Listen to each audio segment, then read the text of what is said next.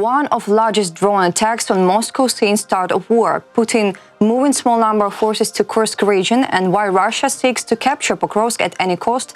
The latest news from Ukraine and around the world. Russian troops have accelerated their offensive in Pokrovsk following the Ukrainian Armed Forces incursion into the Kursk region.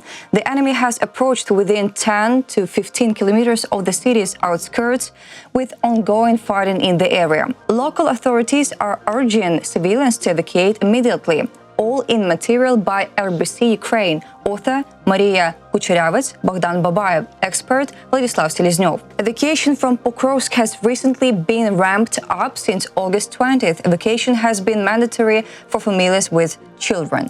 Approximately 59,000 residents remain in the city, given the timeline of the Russian troops' advance. Pokrovsk residents have about 1 to 2 weeks to evacuate, according to Serhii Dobriak, the head of the Pokrovsk City Military Administration. He advised civilians to leave while it was still possible to do so calmly. Dobriak explained, "We have urged and continue to urge our residents to evacuate in an orderly manner, without congestion at the railway stations or on the roads, as happened in 2022. According to National Guard spokesperson Ruslan Muzachuk, the greatest threat to locals at present is from airstrikes, guided bombs, and multiple rocket launcher systems.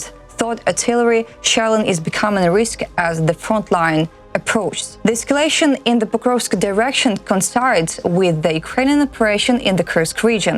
Although the enemy was forced to redeploy forces from occupied Ukrainian territories due to the breach of its border, this has not affected the Pokrovsk area. Moreover, The Economist reports that Russia is intensifying pressure on Ukrainian positions in this region. Russian opposition publication agency has calculated that over the past week, Russian forces have allegedly gained the most territory in Ukraine since late May, with a significant portion in the Pokrovsk area. However, there are currently no official confirmations from the General Staff. Why the Russians want to capture Pokrovsk? Military expert and former spokesperson for the General Staff of the Ukrainian Armed Forces Vladislav Seleznov commented to RBC Ukraine on the likely reasons behind Russia's determination to capture this city. Seleznov stated, "It is not entirely clear why the Russian General Staff is so persistently focusing on this area. They may have specific considerations. In my opinion, the issue is that Pokrovsk is the largest city in the western Donetsk region." He reminded that Russian dictator Vladimir Putin has harbored ambitions since the beginning of the so-called special military operation to occupy the entire territory of Donetsk and Luhansk regions.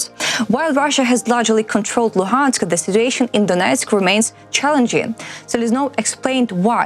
Seleznov said, "The vast urban Slavyansk-Kramatorsk agglomeration is even in distant dreams inaccessible to Putin's army.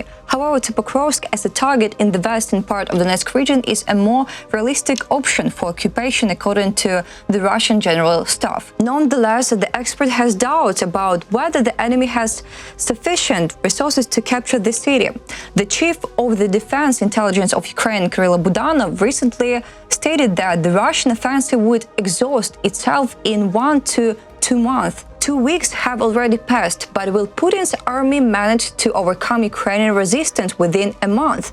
Seleznov questioned. He explained that Mirnograd and Pokrovsk are urban areas with many industrial zones. Consequently, some forces and resources were created and now defend engineering fortifications. Therefore, the enemy might simply lack the resources to accomplish this mission, but they will attempt it.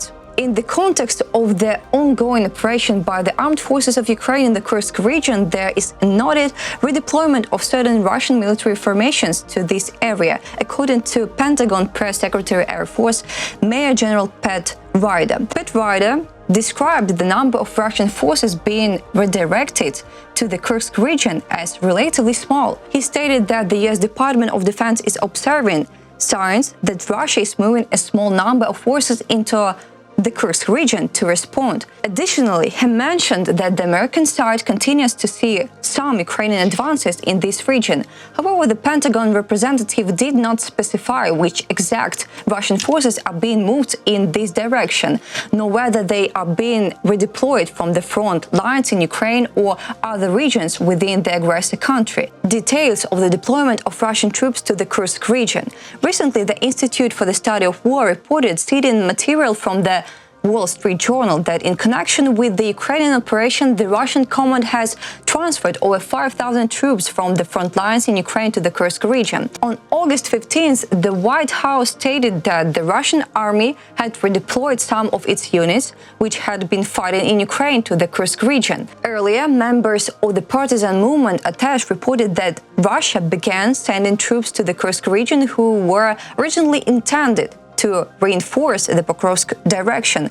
Additionally, on August 20th, National Guard spokesperson Ruslan Muzachuk stated that Russia has begun gradually relocating its troops to the Kursk region, including from the southern front. Furthermore, media reports had previously suggested that Russia was considering withdrawing its forces from the front lines in Ukraine to redeploy them to the Kursk region. Conversely, the Lithuanian defense minister stated that Russia was directing forces to this region from the Kaliningrad region. Moscow Mayor Serhii Dobriak has claimed that one of the largest-scale attacks on Moscow took place, during which Russian air defense has allegedly downed 10 drones, says Dobriak on Telegram. Quote, the Russian Defense Ministry's air defense forces downed 10 drones overnight. This is so far one of the largest attempts to attack Moscow using drones. Let's see how it was.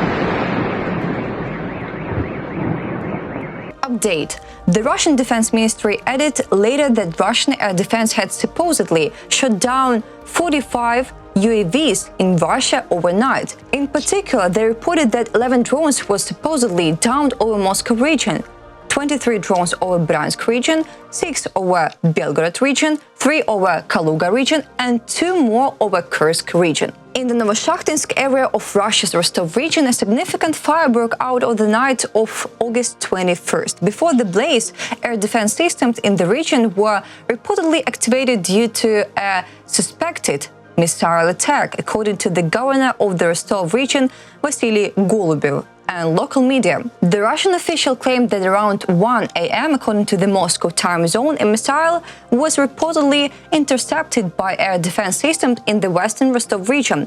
The governor stated, preliminary data suggests that there are no casualties or damage as a result of the missile debris.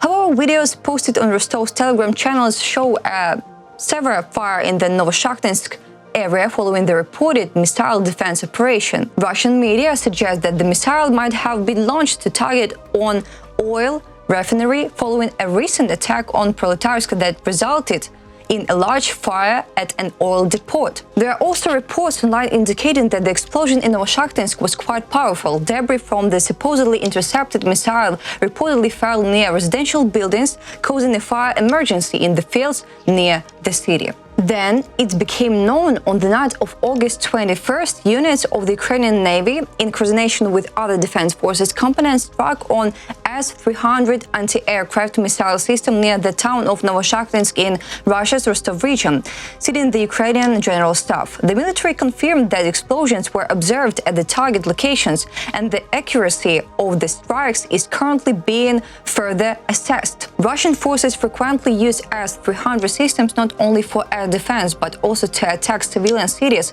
in Ukraine, leading to the destruction of residential buildings and terrorizing the civilian population. The joint combat operations of all components of Ukrainian defense forces against significant Russian military targets continue. There is more to come, the military said. That's all for today. Thanks for watching this video. Like and subscribe.